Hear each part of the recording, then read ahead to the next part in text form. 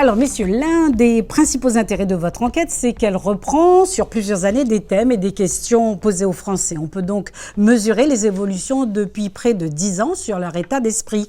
Que doit-on retenir des évolutions de ce baromètre du Cercle de l'épargne et d'Amphithéa?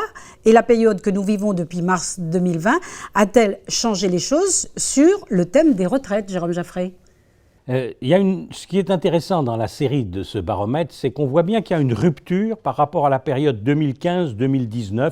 On faisait l'enquête pour Amphithéa et ses partenaires tous les ans.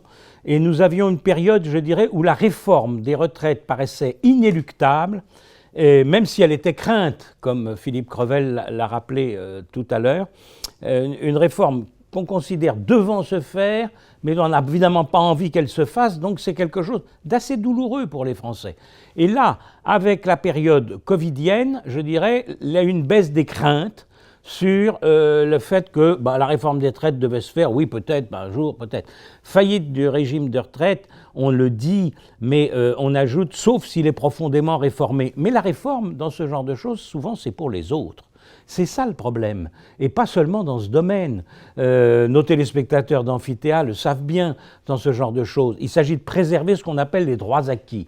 Les droits acquis, c'est à la fois ce qu'on a évidemment cotisé, l'effort qu'on a fait durant sa carrière, et puis la perspective de départ d'âge de la retraite à un moment donné, qui est considéré quasiment comme intangible, alors même qu'il dépend d'un ensemble de facteurs. Quel est le nombre de cotisants, quel est le montant des retraites que l'État doit verser, quelles sont ses capacités en la matière.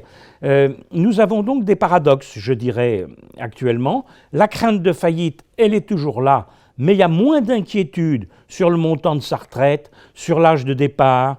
Par exemple, dans notre enquête de février 2019, il y avait une proportion très importante de Français qui considéraient que la réforme qui se préparait à l'époque Macron-Philippe, la réforme dite systémique, allait conduire à un départ à l'âge de la retraite parfois au-delà de 65 ans, alors même que ça n'était pas du tout prévu dans le projet du gouvernement. C'est-à-dire qu'ils calculaient, je vais devoir travailler très très très longtemps après l'âge légal qui aujourd'hui est de 62 ans, tout simplement pour avoir des droits égaux de montant de ma retraite. Ça, ce sentiment-là, il a beaucoup reculé, mais la question politique, c'est est-ce qu'il n'a pas trop reculé? En d'autres termes, le fait de devoir annoncer qu'on va relever l'âge légal risque d'apparaître un peu comme une douche froide. Et puis l'autre élément de paradoxe, c'est qu'on l'a souligné dans notre précédent numéro d'Amphithéa qui était sur l'épargne, il y a plus d'épargne disponible, mais en même temps, il y a un peu moins de Français qui épargnent spécialement pour préparer leur retraite. Aussi en partie probablement parce qu'il y a moins d'inquiétude.